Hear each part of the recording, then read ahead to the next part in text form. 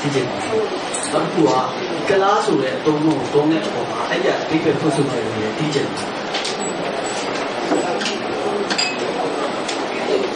အစ္စလာမ်သာသနာဘယ်တော့မှစရောက်တယ်ဆိုတော့ကျွန်တော်မွတ်စလင်တွေမပြောခင်မှာအထက်ပမာပြည်เนาะအထက်ပမာပြည်မှာရှိကြတဲ့ကျွန်တော်တို့เนาะဒီမင်းကြီးမင်းကလေးကိုကိုးဝယ်ကြတဲ့ပုဂ္ဂိုလ်တွေမင်းကြီးလို့ရှိရင်ပို့ပြီးသိပါတယ်ကျွန်တော်တို့ကဝက်သားလို့ဗဇက်ကထုတ်ပြောတယ်သူတို့ကတရုတ်အမဲလို့ပြောပါတယ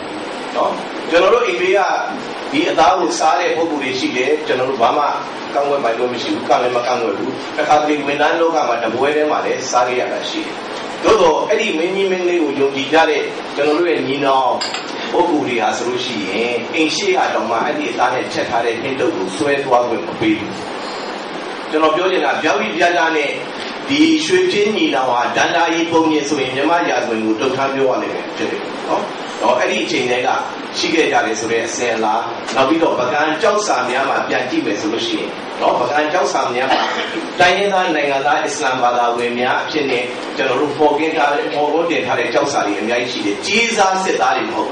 ကြီးစားစစ်သားတွေရှိပါတယ်အဲ့ဒီခေတ်တုန်းကနော်ကြီးစားစစ်သားတွေမဟုတ်တခြားသောလုပ်ငန်းတွေမှာလည်းကြီးစားလာပြီးတော့အခုထားကြတဲ့အင်္ဂလိပ်တွေပြင်သစ်တွေပေါ်တူဂီတွေအများကြီးရှိပါတယ်တိုးတော့ကြီးစားစစ်သားမဟုတ်ဘဲနဲ့မြန်မာနိုင်ငံသားများအဖြစ်နဲ့အခုထမ်းဆောင်ခဲ့တယ်ဆိုတာကိုသိတင်ရင်အချိန်ကမရှိပါဘူးဖန်လန်းရဆိုမှကြည့်ပါဥပလာရဆိုမှကြည့်ပါဘိုးတော်ဘုရားမှတ်တမ်းများမှကြည့်ပါ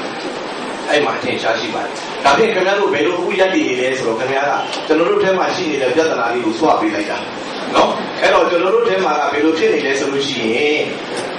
လူမျိုးတစ်မျိုးဆိုဒီမှာသွေးမနှောတဲ့လူမျိုးဆိုတာမရှိဘူးဗျပြောပလိုက်ဆိုတာနော် biology ရပြောရမယ်ဆိုလို့ရှိရင် homo sapiens ဆိုတဲ့လူသားဆိုတာတစ်မျိုးတည်းပဲရှိတယ်ကျွန်တော်တို့ကိုရိုနာရပြောရင်လူသားအလုံးဒီဝိညာဉ်တစ်ခုတည်းမှာရှိတယ်ဆိုတဲ့အတွက်ကြောင့်လူမျိုးဆိုတာဟာလူမှုရေးရာဇယိုက်လက္ခဏာပေါ်မှာအခြေခံပြီးသတ်မှတ်ထားတာပဲရှိတယ်အဲ့တော့ကျွန်တော်တို့အမိမြန်မာနိုင်ငံဒီအတွင်းကိုအဲ့ဒီလိုလူမျိုးပေါင်းစုံတို့ဒ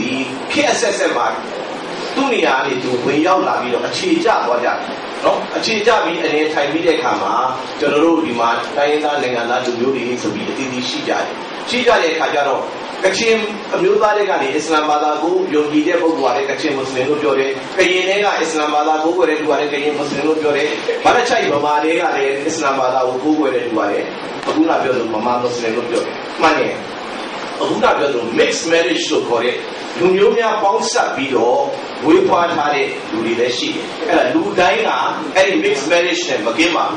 းနော်ဘာကြောင့်လဲဆိုမြန်မာဆိုရှယ်လစ်နိုင်ငံပါတီကျွန်တော်တို့ငယ်ငယ်တုန်းကတော့စာအုပ်ပြနဲ့ကြီးခဲ့ရတာဟုတ်ဗျာအဲ့ဒီမှာလူမျိုးများရဲ့ဖြစ်ပေါ်တိုးတက်မှုသမိုင်းဆိုတာဟာလူမျိုးဆိုဒီမှာအမျိုးများရော၍သွေးများနှော၍ racial admixture အရ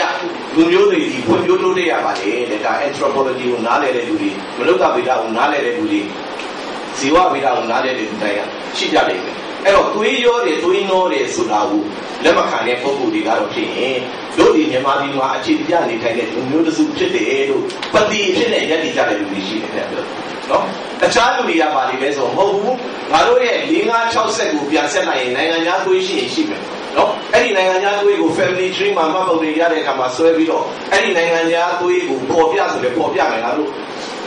မူရင်းကိုမဖြောက်ဘူး origin ကိုဖြောက်ဖို့ဖုံးဖို့မကြိုးစားဘူး။ဘာကြောင့်လဲဆိုတော့သွေးစစ်ဆိုတာမှမရှိဘူး။အဲ့တော့နိုင်ငံသားဖြစ်ရေးဆိုတာဘာသာပေါ်မှာလည်းအခြေမခံဘူးလူမျိုးပေါ်မှာလည်းအခြေမခံရဘူး။အဲ့တော့သွေးဘလောက်နှောတော့ဗမာပြည်မှာသစ္စာရှိပြီးဗမာပြည်မှာနှိရှိကြာညောင်းစွာနေထိုင်လို့ရှိရင်နိုင်ငံသားဖြစ်ရနိုင်တယ်ဆိုပြီးတော့ယက်တည်နေတဲ့လူတွေလည်းရှိတယ်။နော်အဲ့ဒါကြောင့်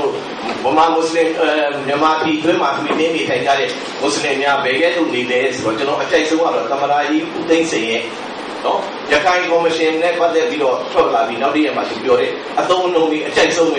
ဲသူဘာပြောလဲဆိုတော့မူလရဲ့ကူကအခြေတကျနေထိုင်ကြတာတဲ့အစ္စလာမ်ဘာသာဝင်များအဲ့ဒါကျွန်တော်စိတ်ထဲအကောင်းဆုံးအမှန်ဆုံးပဲလေနော်မူလရဲ့ဆိုတဲ့ဟာကြီးအတိုင်း duration ကိုတောင်းတယ်နော်အဲ့တော့အဲ့ဒါဒီကိုကျွန်တော်နေနေတာအဲ့ဒီတိုင်းခိုင်ထားတဲ့လူတွေရှိပါတယ်အမျိုးမျိုးခိုင်ထားတာရှိတော့နောက်တစ်ချက်ကပါလို့ပြောနေတာဩကလာဆိုတဲ့စကားအင်မတန်ကောင်းတဲ့စကားပါကလာဆိုတော့မုဒ္ဒလာဆိုတဲ့စကားလာပါကျွန်တော်တို့မြန်မာလူမျိုးများဟာအင်မတန်ကိုဘာတော်တရားနဲ့တခြားဘာသာတခြားလူမျိုးများပုံမှာအခုတည်းကဗမာပြည်ဟာနိုင်ငံသား xenophobia ဆိုတာနိုင်ငံသားကြောက်တဲ့ယောဂါဆိုတော့ဖန်တီးနေတဲ့လူတိုက်ပဲရှိတယ်သို့တော့မပါပြီးပါပြည်နိုင်ငံသားမှာအစောကမထားဘူးဗမာလူမျိုးရဲ့ဇယိုက်ရည်ရည်မှုကြောင့်ဒါကြောင့်မလို့ ကူးလာတဲ့လူတွေကိုလည်းပြောတယ်ကုသလကုသိုလ်ကောင်းမှုလုပ်တဲ့သီလစောင့်တည်ကြတဲ့လူတွေကိုလည်းကလားလို့ခေါ်တယ်ကလားလို့ခေါ်တဲ့အပြင်ကိုတို့ကတော့ကျမ်းပြင်ပေါ်မှာထိုင်နေအဲ့ဒီပုဂ္ဂိုလ်တွေကတော့ထိုင်လို့တစ်ခုမှထိုင်တဲ့အတွက်အဲ့ဒီထိုင်လို့တော့မှကလထိုင်လို့ပြောတာနော်အဲ့တော့အဲ့လိုကကောင်းတဲ့ sense ရှိတယ်နော်ကောင်းတဲ့ sense နောက်ပိုင်းကြတဲ့အခါမှာနော်ကျွန်တော်တို့ racist ဆိုခေါ်တဲ့လူမျိုးကြီးဝါဒကျင့်သုံးတဲ့ဘူတလိုက်တော့အကုန်လုံးကိုပြောဘူးနော်ဘာနဲ့သွားပြီးကျွန်တော်တိုင်းရှင်ပြီးပြောလဲဆိုအမေရိကန်နိုင်ငံမှာလူမဲတွေကို nigger black နော်အဲ့လိုဒီလူမျိုးရေးဝါဒီ racist တွေကနှိမ့်ချပြီးတော့ဒီကျွန်တော်တို့ဒီအာဖရိကမျိုးနွယ်အမေရိကန်နိုင်ငံသားများကို nigger လို့ခေါ်တယ်လို့ black လို့ခေါ်တယ်လို့နှိမ့်ချပြီးတော့ရုံညံ့နဲ့လွဲမားသောအတွေးခေါ်နဲ့ကလားဆိုတဲ့အသုံးလုံးကိုကျွန်တော်တို့လုံးဝနဲ့ကျွမ်းမဲ့ပုံပြက်ပန်းပြက်ဖြစ်အောင်လုပ်လိုက်တဲ့နောက်ပိုင်းမှာကျွန်တော်တို့ကလားခေါ်ရင်လုံးဝမကြိုက်ဘူးနော်တစ်ချိန်လုံးကပုံစံမျိုးနဲ့ခေါ်ခဲ့ရင်ကူးလာသူများဆိုရင်လည်းပဲငါအဖေငါအဖိုးဘယ်တော့မှကူးလာခဲ့တယ်ဆိုတာကျွန်တော်တို့မှတ်ပုံတွေလုပ်တဲ့ခါကျ family tree ဆွဲပြရတယ်ဗျဆွဲပြလိုက်လို့ရှိရင်နော်60မြောက်တို့နော်ကျွန်တော်အဖိုးရဲ့အဖေဆိုရင်အာဖဂန်ကလာတယ်အမေဘက်ကဆိုရင်ရှားလို့မတွေ့ဘူးဗျ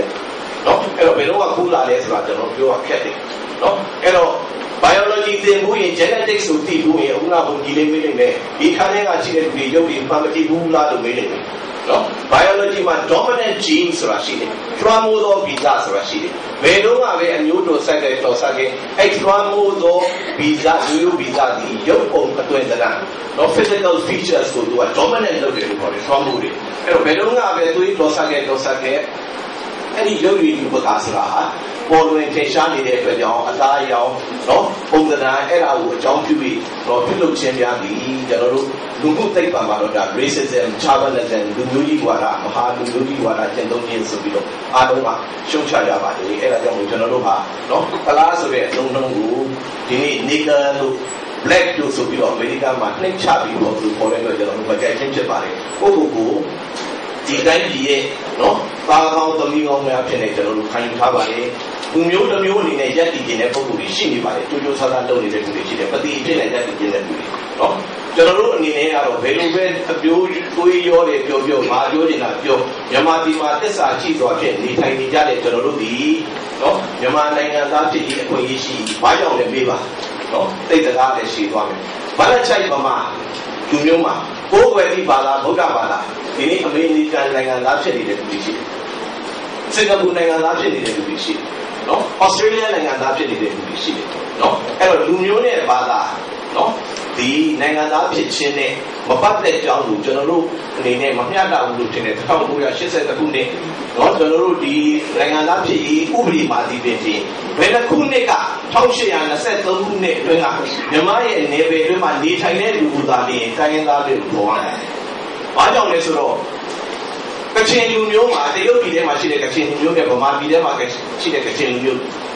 တရုတ်ပြည်ကကချင်လူမျိုးပုံများတယ်တဲ့နော်ထိုင်းမှာရှမ်းတွေရှိတယ်နော်ထိုင်းမှာမွန်တွေရှိတယ်ကရင်တွေရှိတယ်ကူးသွားတာဟုတ်တော့ဒုက္ခတွေဖြစ်နေတာဟုတ်နော်ဟိုးမှာလည်းကူကသမိုင်းကူအစလည်းကူကအဲ့ဒီဒေသမှာဒါ geopolitics လို့ခေါ်တယ် demography လို့လည်းခေါ်တယ်သူတို့ရဲ့လူတွေရဲ့ပြန့်နှံ့ချက်အရာ habitation အရာအဲ့လိုနေတဲ့လူတွေရှိတယ်နော်အဲ့ဒီတိုင်းပဲချင်းပြည်နယ်မှာနာဂတွေရှိတယ်နော်ရှိသလိုအိန္ဒိယပြည်နယ်မှာနာဂတွေရှိတယ်ချင်းလူမျိုးတွေရှိတယ်ဒီလိုပဲကျွန်တော်တို့မြန်မာပြည်နဲ့နယ်နိမိတ်ချင်းဆက်ဆက်နေတဲ့နေရာမှာရှိတဲ့ကျွန်တော်တို့ဒီနေ့ပြောနေတဲ့တိုင်းရင်းသားဆိုတဲ့လူမျိုးတော်တော်များများဟာကျွန်တော်တို့ပတ်ဝန်းကျင်နိုင်ငံတွေမှာနိုင်ငံသားများဖြစ်တဲ့ကူးပြောင်းလာသူများမဟုတ်ဘူးနော် migrants များမဟုတ်ဘူးနော်ကျွန်တော်တို့ refugee ဖြစ်နေတာမဟုတ်ဘူးနော်သမိုင်းဦးတဲ့ကိုကနေခဲ့ကြတဲ့သူတွေရှိတဲ့အတွက်ကြောင့်နော်နိုင်ငံသားဖြစ်ရေးကိုဘာသာအဖြစ်၎င်းကျွန်တော်တို့လူမျိုးအဖြစ်၎င်းလုံးဝခွဲခြားလို့မရဘူးဆိုတဲ့မူပေါ်မှာကျွန်တော်တို့ပြတ်တည်ပြီးတော့ဒီနေ့မြန်မာနိုင်ငံမှာပြည်နေတဲ့အစ္စလာမ်ဘာသာဝင်များကြီးအခုနပြောသလိုနော်အမျိုးမျိုးတော့